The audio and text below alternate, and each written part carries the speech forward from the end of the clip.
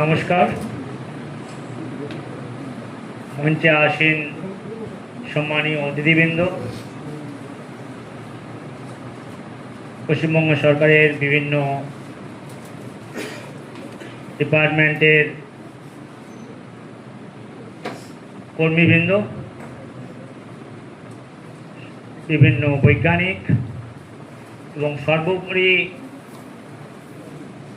এই আমাদের সুন্দরবনের বা পশ্চিমবঙ্গের যে উপকূলবর্তী অঞ্চল থেকে আসা মৎস্য চাষি ভাই বোনেরা এবং আমাদের সঙ্গে আছেন মিডিয়া পার্সন সকলকেই আমি কাকদ্বীপ গবেষণা কেন্দ্র নোনাজলজি পালন অনুসন্ধান সংস্থার পক্ষ থেকে সকলকে আজকের অনুষ্ঠানে স্বাগত জানাই। আজকে আমাদের খুব আনন্দের দিন যে আজকে আমাদের মধ্যে আজকে যে নোনা জলের মাছ চাষিদের যে একটা সমাবেশ, সেই সমাবেশে আজকে আমরা পেয়েছি আমাদের মধ্যে মাননীয় মন্ত্রী শ্রী দীপঙ্কর জানা মহাশয়কে। উনি ওনার ব্যস্ততম শিডিউলের মধ্যেও আমরা যখনই ওনাকে আমন্ত্রণ জানিয়েছি সঙ্গে সঙ্গে উনি তাদের সম্মতি জানিয়েছেন। স্যারকে অসংখ্য ধন্যবাদ এবং এখানে আসার জন্য আমি কাকদ্বীপ গবেষণা তরফ থেকে কাকদ্বীপ গবেষণা কেন্দ্র শিবার পক্ষ থেকে স্যারকে অসংখ্য ধন্যবাদ এবং কৃতজ্ঞতা জানাচ্ছি। আমাদের মধ্যে আছেন আমাদের central institute of brackish water অ্যাকোয়াকালচারের director doctor Kuldeep Kumar Lal sir. আর এই মাসে স্যারের রিটায়ারমেন্ট, তাও এই ব্যস্ততম শিডিউল স্যারের, তার মধ্যেও উনি আমাদের এই কাকদ্বীপের গবেষণা কেন্দ্রের জন্য এতটাই উনি ভাবনা রাখেন এবং এই অঞ্চলের মাছ চাষিদের জন্য উনি আমাকে বলেছেন যে আমি ওখানে যাব, ওখানে ইন্টারাকশন মিট আমি করতে চাই। আমরা সঙ্গে সঙ্গে বললাম স্যার আমরা করব। তো স্যার উনি সঙ্গে সঙ্গে ওনার যা সাহায্য, উনি সাহায্যের হাত বাড়িয়ে দিয়েছেন এবং স্যারকে অসংখ্য ধন্যবাদ জানাই। এবং স্যার আমাদের শিবাকে স্যার এই যে বিভিন্ন রিসার্চের মাধ্যমে রিসার্চ এবং অ্যাডমিনিস্ট্রেটিভ যে ডিফারেন্ট রিসোর্স ডেভেলপমেন্ট এর মধ্যে দিয়ে শিবাকে একটা নতুন উচ্চতায় স্যার নিয়ে গেছেন। স্যারকে আমি অনেক অনেক ধন্যবাদ জানাই। আমাদের মধ্যে আছেন পশ্চিমবঙ্গ সরকারের ADF assistant director fisheries brackish water doctor Chandrapal Dutta মহাশয়। উনি যখনই আমি ওনাকে ইনভিটেশন পাঠিয়েছেন উনি সঙ্গে সঙ্গে আমাকে ফোন করেছেন, বলেছেন স্যার আমি আসছি। ওনাকে অসংখ্য ধন্যবাদ অত দূর থেকে এখানে আসার জন্য এবং আমাদের ডাকে সাড়া দেওয়ার জন্য। আমাদের মধ্যে আছেন সুন্দরবন ডেভেলপমেন্ট বোর্ডের project director fisheries doctor Malay Kumar Sahu মহাশয়। উনি মন্ত্রী মহাশয় এখানে প্রথমে ভিজিট করে যাওয়ার পরেই উনি আমার এখানে এসেছিলেন, স্যার কী কী করা যায় সুন্দরবনের জন্য। এতটাই ভাবেন, আমরা একদিন পুরো স্পেন্ড করেছি আমাদের কী কী প্রজেক্ট করা যায় এখানে। তো ডক্টর মলয় সাহুকে আমি আন্তরিকভাবে ধন্যবাদ জানাই এবং এখানে আসার জন্য আমরা কৃতজ্ঞতা জানাচ্ছি। আর সর্বোপরি আমি আমার চাষি ভাই বোনেরা যারা সেই 10:30 11টার থেকে অপেক্ষা করে আছেন এই এত গরম রোদের মধ্যেও যে ওনারা এখানে এসেছেন এবং সেই 2-2.5 ঘন্টা আমাদের এই অনুষ্ঠানের জন্য মন্ত্রী মহাশয়ের আসবেন ওনারা শুনেছেন, তো অধীর আগ্রহে ওনারা অপেক্ষা করছেন, তাদেরকে অনেক অনেক ধন্যবাদ জানাই। আপনারা জানেন যে আমাদের যে কেন্দ্রীয় নোনা জলজীব পালন অনুসন্ধান সংস্থা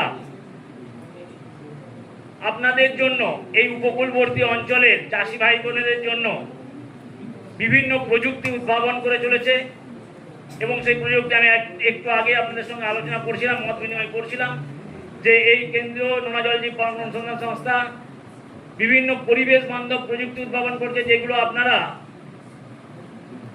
টেকসইভাবে বহুদিন প্রজন্মের পর প্রজন্ম যাতে আপনারা চালিয়ে যেতে পারেন এবং জীবন জীবিকার মান উন্নয়ন করতে পারেন সেই বিষয়ে আমরা কাজ করে চলেছি।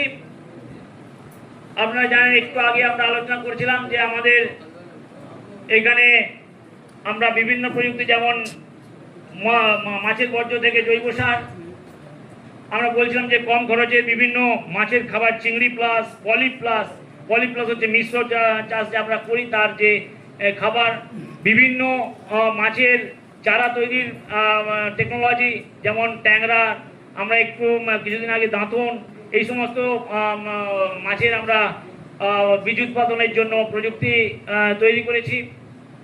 আমাদের কাঁকড়ার জন্য রিসার্চ চলছে, কাঁকড়ার আমরা সিড প্রোডাকশন প্রযুক্তি তৈরি করেছি, ওটা মাস্কেলে আবার করতে হবে, ওটাকে আপগ্রেড করতে হবে। তো আমরা আপনাদের জন্য এই অঞ্চলে যেগুলো আপনারা করতে পারবেন সেই সমস্ত প্রযুক্তি আমরা কিন্তু দিন দিন উদ্ভাবন করে চলছি। আমি একটু আগে বলছিলাম আপনাদের সঙ্গে যে ভেটকি মাছের চাষ, আজকে ভেটকি মাছের চাষের চারা উৎপাদনের জন্য আপনারা জানেন চারা পাওয়াটা খুব সমস্যার ব্যাপার, এবং এই ভেটকি মাছের চাষকে যদি অর্থনৈতিকভাবে লাভজনকভাবে করতে হয় তাহলে কিন্তু হ্যাচারি প্রডিউস সিড দিয়েই করতে হবে এবং মাছের খাবার খাইয়েই ওই ভেটকি মাছটাকে চাষ করতে হবে। সেই জন্য আজ আমরা সিবার থেকে এখন ছোট মাছের বুট স্টক তৈরি করে সেইভাবে কীভাবে তার বাচ্চা তৈরি করা যায় সেই প্রযুক্তি আমরা কিন্তু তৈরি করে ফেলেছি, এবং 50 লাখ টাকা খরচ করে আমরা হ্যাচারি স্থাপন করতে পারি। আজকে এই পশ্চিমবঙ্গের বিভিন্ন সুন্দরবনের অঞ্চলে স্যার আমরা কিন্তু ভেটকি মাছের হ্যাচারি আমরা এখানে করতে পারি। সিবার সেই প্রযুক্তি আছে, আপনারা সাহায্য করলে আমরা কিন্তু করতে রাজি আছি। এখানে আমরা যতগুলো আমাদের সাপোর্ট লাগে আমরা কিন্তু যেতে পারি। তো আজকে আরেকটি বিষয় আমরা এখানে উপস্থিত হয়েছি, যেটা আপনারা জানেন যে ইলিশ, যেটা আমাদের ইমোশনের সঙ্গে জড়িত, আমাদের আবেগ, ইলিশ মাছ বাঙালির আবেগ। সেই ইলিশ মাছের আমরা দিন দিন লুপ্তপ্রায় হতে চলেছে, যাতে করে সেটা আমরা হারিয়ে না যায়। একদিকে যেমন সংরক্ষণ, আরেকদিকে এই ইলিশ মাছকে যদি চাষের মধ্যে নিয়ে আসা যায় সেই প্রচেষ্টা কিন্তু সিবা অনেক দিন দিয়ে করে চলেছে, আপনারা জানেন, সেটা বিভিন্ন সংবাদ মাধ্যমের থ্রু দিয়ে আপনারা জানেন। আমরা মন্ত্রী সাহেব এসেছেন, আগেরবারে দেখে গেছেন। তো আজকে যেটা আমরা করছি যে ইলিশ মাছের যে স্যালিনিটি গ্রেডিয়েন্ট আরএস বিভিন্ন যা ওরা প্রকৃতিতে যেভাবে পরিযায়ী মাছ, এটা যা সমুদ্রে যায় আবার ডিপ পাড়তে আসে মিষ্টি জলে, সেইভাবে আমরা 3 রকমের জল করে ওই যে প্রাকৃতিক যে ব্যাপারটা সেটাকে আনার চেষ্টা করেছি, একটা সিস্টেম তৈরি করেছি। স্যালিনিটি গ্রেডিয়েন্ট আরএস আমরা বলছি, এই স্যালিনিটি গ্রেডিয়েন্ট আরএস দিয়ে এই কৃত্রিম প্রজননের দ্বারা যাতে ইলিশ মাছের চারা তৈরি করা যায় সেই অধ্যায়ের আজ সূচনা হবে। মন্ত্রী মহাশয় আজকে সেই অধ্যায়ের সূচনা করবেন। তো আশা করি আপনারা আমাদের সঙ্গে সুন্দরবন উন্নয়ন মন্ত্রী আছেন, ওনার দিক নির্দেশনায় এবং আমাদের যে প্রযুক্তিগত সহায়তা আমরা যদি দিই তাহলে আগামী দিনে এই উপকূলবর্তী অঞ্চলের যে চাষি ভাই বোনেরা নিশ্চয়ইভাবে উপকৃত হবেন। এই বলে আমি আবার সকলকে স্বাগত জানিয়ে আমি আমার বক্তব্য শেষ করছি। নমস্कार। नमस्कार। आज बड़ा हर्ष का विषय है कि हमारे सेंटर पर, केंद्र पर वेस्ट बंगाल के माननीय मंत्री श्री दीपांकर जिन्ना जी आज हमारे बीच आए हैं। आपका बहुत बहुत स्वागत और धन्यवाद। हमारे बीच हैं आज एडीएम ब्लैकिश वाटर और दत्ता जी और साहू जी जो कि सुंदरबन बोर्ड से हैं, और सभी प्रेस एंड मीडिया के लोग और हमारे जो किसान लोग हैं, आप सभी का यहाँ बहुत बहुत स्वागत है हमारे सिवा इंस्टीट्यूट की तरफ। हमारा ये सेंटर जो है केंद्र सिवा का एक सबसे पुराना हिस्सा है। सबसे पहले सिवा यहीं से स्टार्ट हुआ था हमारा इस संस्थान, तो ये बहुत महत्वपूर्ण है हमारे लिए भी और इस जगह के लिए भी। हमारे पास बहुत तकनीकें हैं जो कि आप इस्तेमाल कर सकते हैं, वेस्ट बंगाल गवर्नमेंट पर्टिकुलरली, क्योंकि आज तक वेस्ट बंगाल गवर्नमेंट की तरफ से हमको सपोर्ट कम ही मिला है, पर हमें उम्मीद है कि अब नई सरकार के आने के बाद हमें ये सहयोग ज़्यादा मिलेगा। ये आपके लिए एक एसेट है, क्योंकि ये सबसे बड़ी बात है कि आप सुंदरबन एरिया में हैं। सुंदरबन एरिया जो मैंग्रोव एरिया होता है, वहाँ पर आप बहुत ज़्यादा इंटरवेंशन नहीं कर सकते, काम नहीं कर सकते, क्योंकि मैंग्रोव को बचाना ज़रूरी होता है। इसी तरह महाराष्ट्र में प्रॉब्लम है, जहाँ बहुत बड़ा मैंग्रोव एरिया है जिसको बचाना होता है, पर मैंग्रोव फाउंडेशन के साथ हम काम करते हैं। वहाँ पर मैंग्रोव फाउंडेशन के फंडेड प्रोजेक्ट, एक इम्पॉर्टेंट चीज़ जो है, भारत सरकार के जो नियम है CRZ नोटिफिकेशन और CA एक्ट, उसके अंतर्गत आप मैंग्रोव प्रोहिबिटेड एरिया होता है, परंतु अगर कोस्टल लाइवलीहुड के लिए आप इस्तेमाल करते हैं तो परमिटेड। तो एक अपॉर्चुनिटी है कि जहाँ पर आप एक्वाकल्चर एरिया कोस्टल कम्युनिटीज़ के लाइवलीहुड के लिए इस्तेमाल कर सकते हैं। उसके लिए तकनीकें हम दे सकते हैं। सबसे पहली है सी बास और क्रैब, खासतौर से जो सीड के बेस पर होगा, उसके लिए हम हैचरी एस्टेब्लिश करने के प्लान हैं, जो हम माननीय मंत्री जी को सबमिट भी करेंगे प्रपोजल। कोस्टल कम्युनिटीज़ को उसके साथ बांधते हुए उनको सीड प्रोवाइड, ट्रेनिंग प्रोवाइड करते हुए क्या हम मैंग्रोव एरियाज में ये कल्चर कर सकते हैं, जिससे कि वो अपने लिए इनकम, एडिशनल इनकम जनरेट कर सके। ये संस्थान जो है, ये केंद्र ने एक चुंगली प्लस फीड तैयार किया है, जो कि आजकल जबकि फीड कॉस्ट, शिफ्ट की फीड कॉस्ट बहुत बढ़ गई है, उसमें एक बहुत बड़ा सहायक है, क्योंकि ये लो कॉस्ट फीड है और परफॉर्मेंस एक अच्छे फीड के बराबर है। तो ये बहुत बड़ी उपलब्धि है सेंटर की। इसके अतिरिक्त फिश वेस्ट, हमारे बायो फर्टिलाइजर देवर्सी डे का ये पेटेंट था, जो कि इसका प्लांट भी यहाँ आप लोग देख सकते हैं। जो फिश तो मार्केट हर जगह है, उसके जो वेस्ट निकलता है, जिसको हम इधर उधर फेंक देते हैं, उससे हम बायो फर्टिलाइजर तैयार करते हैं, जिसका एक इस्तेमाल किया जा सकता है। हमने कई एक्सपेरिमेंट किए, जो जैसे राइस पे यूज़ किया, पोटैटो में यूज़ किया, और भी कई क्रॉप्स में यूज़ किया, जिसमें कि DAP की रिक्वायरमेंट कम की जा सकती है। कुछ चीज़ें जो यहाँ पर की जा सकती है। एक इसके अलावा एक इम्पॉर्टेंट चीज़ है, वो है मैपिंग, रिसोर्स मैपिंग, कि आपके पास एक्चुअल में रिसोर्स कितना है जो पोटेंशियली एक्वाकल्चर जोन हो। हमारे पास एक टूल किट है RAZP, जो हम इस वक्त महाराष्ट्र, गुजरात और उड़ीसा के लिए करने जा रहे हैं, यूज़ करने जा रहे हैं। उससे ये होगा कि आपका पोटेंशियल एरिया, जो कि किसी लैंड यूज़ कन्फ्लिक्ट में नहीं है या प्रोटेक्टेड एरिया में नहीं आता, और उसका जो वाटर क्वालिटी और सॉइल क्वालिटी उसके लिए सही है एक्वाकल्चर के लिए, उसका मैपिंग किया जा सकता है। और वो क्या रेवेन्यू डिपार्टमेंट के मैप के जरिए ये भी पता लगाया जा सकता है वो लैंड किसके नाम पर है, क्या गवर्नमेंट के नाम पर या प्राइवेट लैंड पर। वो मैपिंग हम कर सकते हैं। वो एक इम्पॉर्टेंट एरिया होगा। अगर हम एक मैपिंग कर दें कि सुंदरबन एरिया में कौन कौन सा पॉकेट, जैसे महाराष्ट्र है, वहाँ भी मैंग्रोव का भी हिस्सा है, तो उसमें लगातार हिस्सा नहीं बनता कल्चर के लिए, लगातार फार्म बनाने के, पर छोटी छोटी पॉकेट्स निकल आती हैं मैपिंग के जरिए, कि जो जहाँ पर कि किसान वहाँ पर कर सकता है बिना किसी प्रॉब्लम के। इस तरह की कुछ चीज़ें जिसके लिए हम प्रपोजल माननीय मंत्री जी को देंगे, कि जिससे जो कि डिपार्टमेंट के साथ मिलकर, फिशरीज डिपार्टमेंट और सुंदरबन बोर्ड के साथ मिलकर हम यहाँ की लोकल लाइवलीहुड के ग्रुप कर सकते हैं। एक कम्युनिटीज़ का सेल्फ हेल्प ग्रुप बना सकते हैं। सुंदरबन चूँकि इंटरनेशनली फेम्ड एरिया है, तो ये एक मॉडल ऐसा तैयार किया जा सकता है जहाँ पर लाइवलीहुड के जरिए जो लोकल कम्युनिटीज़ है उनका एडिशनल इनकम होगा और साथ में कंजर्वेशन होगा, और हमारे इंडिजिनस स्पीसीज जो हैं उन्हीं का सीड। आजकल अभी तक क्रैब ज़्यादातर जो कल्चर होता है वर्ल्ड ओवर, क्रैब जो भी कल्चर होता है वो वाइल्ड से छोटा क्रैब पकड़ के बड़ा किया जाता है। आप सोचिए, अगर छोटा क्रैब वाइल्ड में रहता तो शायद उसको कोई फिशरमैन पकड़ता। हम किसी की इनकम लेकर दूसरी की इनकम जनरेट कर रहे हैं, पर हमारा ये मानना है कि हम अब चेन्नई में 3 क्रैब की स्पीसीज पे काम कर रहे हैं। तीनों का हम ब्रीडिंग किया है। अभी कुछ दिन पहले ब्लू स्विमिंग क्रैब का फीड और हैचरी सीड से उसको हमने ग्रो आउट किया है।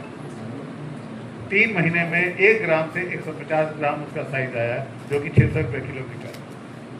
तो एक अच्छा इनकम का जरिया ये बनाया जा सकता है ब्लू स्विमिंग क्रैब, जिसको इंडिया 1200 टन एक्सपोर्ट करता है हर साल। तो एक अच्छा जरिया बनाया जा सकता है, पर हम उसको यहाँ पर ला सकते हैं।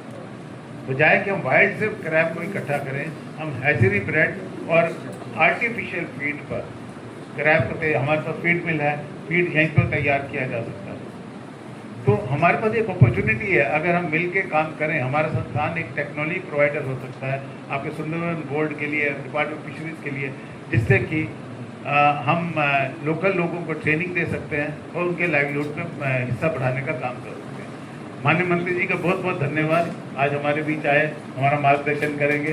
हम आपसे सहयोग की मैं तो अब नहीं रहूँगा 2 दिन बाद, पर खैर हमारा सेंटर है, सेंटर आपके साथ पूरे से मैं अश्योर कर सकता हूँ सिवा का ना कि सिर्फ यही सेंटर, इवन हमारा जो हेडक्वार्टर और तीसरा सेंटर जो गुजरात में है, जहाँ पे वो काम है, जहाँ भी तकनीक होंगी वहाँ से एक्सपर्ट यहाँ आ सकते हैं और आपके लिए सहयोग का काम कर सकते हैं। बहुत बहुत धन्यवाद।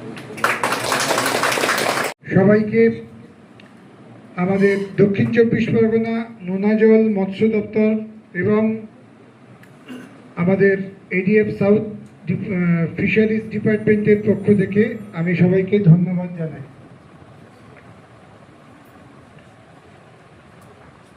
এবং বিশেষভাবে আমি ধন্যবাদ জানাচ্ছি আমাদের central institute of brackish water অ্যাকোয়াকালচারকে এরকম একটা অপরচুনিটি দেওয়ার জন্য। আমি খুব বেশি দিন হলো এই জেলায় আসিনি, এর আগে হাওড়া জেলায় ছিলাম, সেখান থেকে মাত্র 3-4 মাস হলো এসছি। এর মধ্যে তো বিভিন্ন ইলেকশন কাজে ব্যস্ত ছিলাম।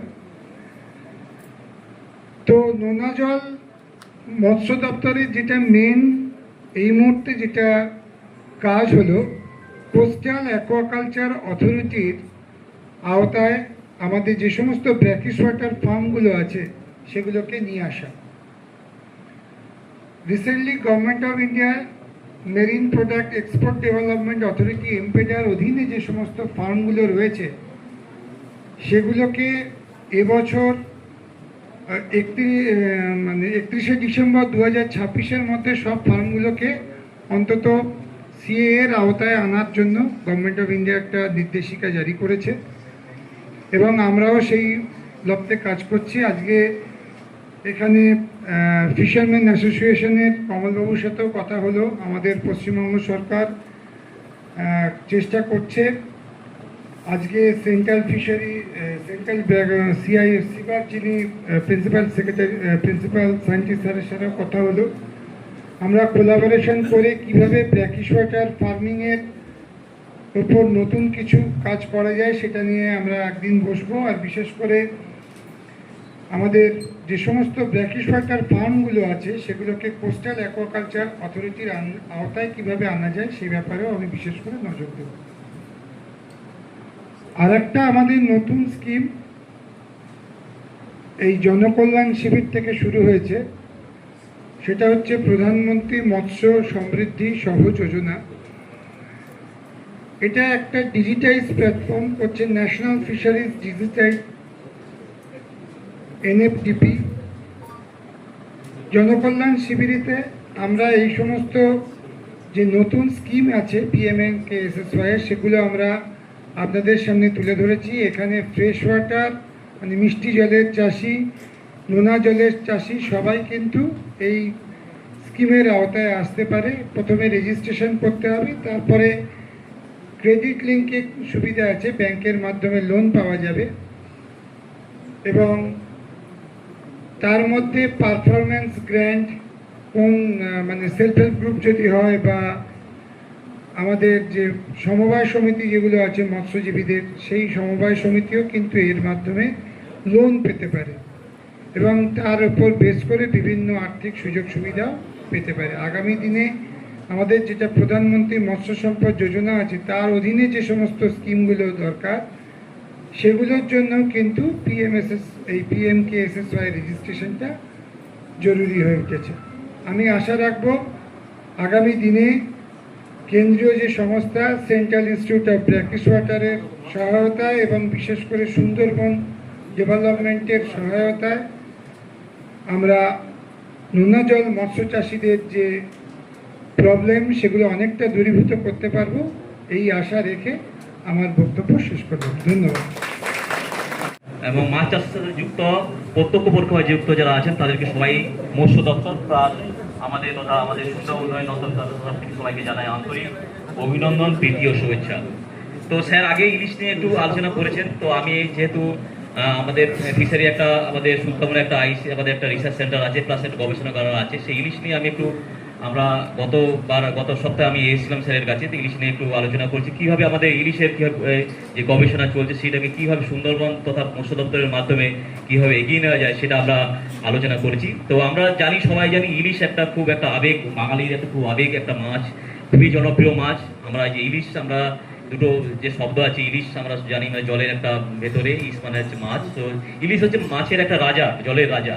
সুতরাং এই ইলিশ মাছ ভারতবর্ষের মধ্যে, পশ্চিমবঙ্গ তথা বাংলাদেশের মধ্যে খুবই জনপ্রিয়, এবং ভারতবর্ষের বিহার, উড়িষ্যা প্লাস তামিলনাড়ু, আমাদের ত্রিপুরার ক্ষেত্রে খুবই জনপ্রিয়। তো ইলিশ একটা খুব মাইগ্রেটরি ফিশ, আমরা সবাই জানি, একটা পরিযায়ী মাছ। এটা মাছের ব্রিডিং বা খাওয়ার জন্য এই সমস্ত মাছ লবণাক্ত জল থেকে আমাদের মিষ্টি জলে আসে। তো একটা অ্যানাড্রোমাস একটা ফিশ, যে সমস্ত মাছ মেনলি এরা বিভিন্ন রকম মাইগ্রেশন করে এবং খাওয়ার জন্য প্লাস ব্রিডিংয়ের জন্য। তো এই ইলিশ আমাদের বিভিন্ন জায়গায় দেখা যাচ্ছে। তো এছাড়াও ইলিশ আমাদের একটা এটা পিটারি সরি এটা প্লান্টন ভরিয়াস ফিশ। এর মানলি যে সমস্ত জল থেকে বিভিন্ন রকম ফুলগার মাধ্যমে খাবারগুলো এরা শোষণ করে। তো আমাদের দেখা যাচ্ছে বর্তমানে আমরা ইলিশ নিধন করার জন্য আমাদের যে আগের যে ইলিশের যে আমরা যে ক্যাচ করতাম, সেটা আমাদের গতানুগতভাবে কমছে। সেই উদ্দেশ্যে নিয়ে পশ্চিমবঙ্গ সরকারের তরফ থেকে মৎস্য দপ্তরের মাধ্যমে আমরা আমাদের সুন্দরবনে একটা ইলিশ গবেষণাগার এবং সংরক্ষণ আমরা একটা 2013 সালে আমরা গঠন করেছি। মেন উদ্দেশ্য কি? মেন উদ্দেশ্য হচ্ছে ইলিশের সংরক্ষণ করা। আমরা বিভিন্ন রকম যে সমস্ত আমাদের মৎস্য দপ্তরের যে অন্তর্দেশীয় বা সামুদ্রিক যে সমস্ত আইন আছে, সেগুলোকে সংশোধন করা হয়েছে। এবং আমরা যে ছোট ইলিশ, যে 23 সেন্টিমিটার নিচে যে সমস্ত ইলিশ মাছ ধরা প্লাস বহন করা, পরিবহন করা, সমস্তই কিন্তু এগুলো ব্যান করা হয়েছে। সাথে সাথে 90 মিলিমিটার যে আমাদের মোনোফিলামেন্ট বা কারেন্ট জার যেগুলো ইউজ করা হয়, সেগুলোও এগুলো ব্যান করা হয়েছে।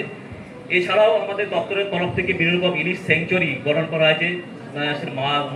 আমাদের মুর্শিদাবাদ থেকে সাউথ 24 পরগনা, মুর্শিদাবাদে যেসব ফারাক্কা, লালবাগ থেকে পূর্ব বর্ধমান, কাটোয়া থেকে শুরু করে আমাদের সাউথ 24 পরগনায় সুন্দরবন প্লাস ডায়মন্ড হারবারতে নিশ্চিন্তপুর, গোদাখালী, এই সমস্ত জায়গায় আমাদের বিভিন্ন রকম আমাদের এই সমস্ত স্যাংচুরি গঠন করা হয়েছে। সুন্দরবনের মধ্যে আমাদের বিভিন্ন রকম যে মাতলা নদী আছে, সেই কোনো ইলিশের সংরক্ষণ করা আছে। এবং এই সমস্ত অঞ্চলে জুলাই থেকে আমাদের দেশের মধ্যে ইলিশ কিন্তু ধরা সম্পূর্ণ ব্যান করা হয়েছে। এছাড়াও আমাদের বিভিন্ন ভারতবর্ষের বিশেষ করে সিবা বা সিপ্রি বিভিন্ন ইলিশের উপর কাজ করছে। বিভিন্ন রকম কৃত্রিম প্রজনন পদ্ধতিতে আমাদের ইলিশের প্রোডাকশন করা শুরু হয়েছে। কিন্তু মেন একটা যেটা আমাদের কাছে চ্যালেঞ্জ হয়ে গেছে, ইলিশ ডিম ফোটানোর পরে তাকে রেয়ারিং করা, এটাই মেন আমাদের সমস্যা। সেই উদ্দেশ্যে নিয়ে সিবা আজকে এখানে একটা র্যাস একটা যে প্রোগ্রাম শুরু করেছে, যাতে বিভিন্ন পদ্ধতিতে মাধ্যমে তার রেয়ারিং করা যায়। আমি আশা করব আমাদের দপ্তরের তরফ থেকে প্লাস সিবা যে সমস্ত টেকনোলজি আছে, সেগুলো আগামী দিনে আমরা আগে ইলিশের যে সমস্ত আমাদের গবেষণা আছে, আমরা এগিয়ে নিয়ে যাবো। মাতা কি ভারত মাতা কি, ভারত মাতা কি। বন্ধুগণ, সবাইকে নমস্কার। আজকের মেনলি যে কারণে আসা এখানে, সেটা একটা ইনোভেশন আছে, যেটা হচ্ছে central institute of brackish water agriculture. নোনা জল থেকে মিঠে জলে কীভাবে ইলিশ চাষ হবে বা তার ডিম ফুটে বাচ্চা বার করে পুকুরে ছাড়া হবে, মিঠে জলে ছাড়া হবে, সে তার একটা হেচারি উদ্বোধনের জন্যই আজকে উপস্থিত আছেন আমাদের সিবা ডাইরেক্টর, চেন্নাইতে থাকেন, কুলদীপ কুমার লাল। উপস্থিত আছেন এই কাকদ্বীপ রিসার্চ ইনস্টিটিউটের সায়েন্টিস্ট দেবাশিস দে। উপস্থিত আছেন, আমার সঙ্গে আগে পরিচয় ছিল না, এখানে পরিচয় হলো, এডিএফ দক্ষিণ 24 পরগনা চন্দ্রভাই দত্ত। আর আমার ডিপার্টমেন্টে, সুন্দরবন ডিপার্টমেন্টে আছেন উনি মলয় সাহু। উনি, আমি যে ডিপার্টমেন্টে বসি ওখানে সুন্দরবন দপ্তর, ওখানে উনি বসেন, এবং ওনার সঙ্গে এই নিয়ে অনেক আলোচনা হয়েছিল। এবং আমার সামনে যেসব ফার্মার বন্ধুরা আছেন এবং এই ইনস্টিটিউট সায়েন্টিস্টরা যারা আছেন এবং অন্যান্য কার্যকর্তা বন্ধুরা যারা এখানে উপস্থিত আছেন, সবাইকে আমার অভিনন্দন, শুভেচ্ছা ও ভালোবাসা জানাচ্ছি। যে একটা সুন্দর যে নোনা জল থেকে মিঠে জলে ইলিশ চাষের প্রক্রিয়াটা এখানকার সায়েন্টিস্টরা বার করেছেন। আমরা সবাই কৃতজ্ঞ এবং গর্বিত যে এইরকম জায়গায় একটা পরিবেশ আছে কাকদ্বীপে, অধিকাংশ লোক আমরা জানি না। কিন্তু আজকে আমরা সবাই কাছে প্রচার করব, সোশ্যাল মিডিয়া হোক,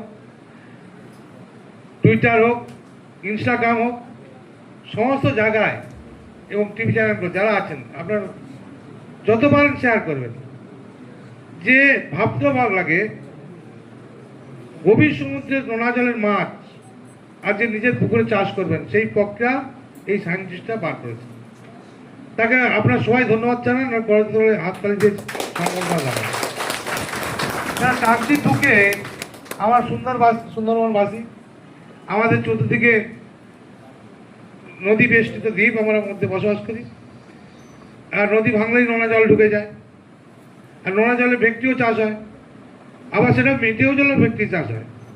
স্যার একটু আগে বললেন, দেবাশিস স্যার, যে আমরা ভেটকি উৎপাদন করবো, কিন্তু বাচ্চা প্রোডাকশন করব।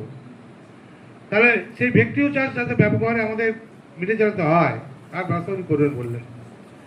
অদ্ভুত একটা বিপদ দেখলাম যে এখানে যে ফার্মাররা আছেন, আদিবাসী ফার্মাররা আছেন, আমাদের এসসি এবং এসটি ফার্মাররা আছেন, তাদের যে সহযোগিতা করেছেন এরা এখান থেকে আপনাদের যে উপার্জন করে লাভজনক হয়েছে সেটা তুলে দিলেন, সেটা আমরা সবাই দেখলাম। এরকম শুধু এসটি এবং ওবিসি এবং আদিবাসী নয়, সব মানুষের জন্য প্রযোজ্য হয়, এটা দেখতে হবে। এটা তো করবেন। তার সাথে আমাদের যত ফার্মার আছে, এই সুন্দরবনবাসী যারা আছেন, আমি এই ইনস্টিটিউটকে আমি বলবো, শিবা ইনস্টিটিউটকে বলবো যে আগামী দিনে যে হেচারিটা উৎপাদন করছেন, যত সম্ভব তাড়াতাড়ি করে যে প্রক্রিয়ার মাধ্যমে হোক না কেন, আপনারাকে এটা প্রসেস করে এই ইলিশ চাষটা পুকুরে ইলিশ খাওয়ার ব্যবস্থা করুন। পুকুরে ইলিশ খাওয়া দাওয়া সবাই। আমি দিন 20 আগে এখানে এসেছিলাম, দেখে যাওয়ার পরে সুন্দরবন দপ্তরে গিয়ে গল্প করেছিলাম। সব এক্সিকিউটিভ ইঞ্জিনিয়ার ছিল, আমাদের ম্যাডামরা ছিলেন এবং মলাদা ছিলেন, মলাও ছিলেন। ওখানে বলাও করেছিল আপনি একবার দেখে আসুন, উনি দেখতে এসেছিলেন। এখন বর্তমান আমি এডিএফকে দেখছি, আমাদের সমস্ত পশ্চিমবঙ্গ সরকারের যারা আধিকারিক উপস্থিত আছেন, আমি আজ মন্ত্রী হিসাবে বলে যাচ্ছি, এখানে যদি ডেভেলপমেন্ট করতে গেলে যা যা প্রয়োজনীয়তা আছে, আপনার লিখিতভাবে চিফ মিনিস্টার দপ্তরে পাঠাবেন। বাকিটা আমরা ওখান থেকে দেখবো, চেষ্টা করবো।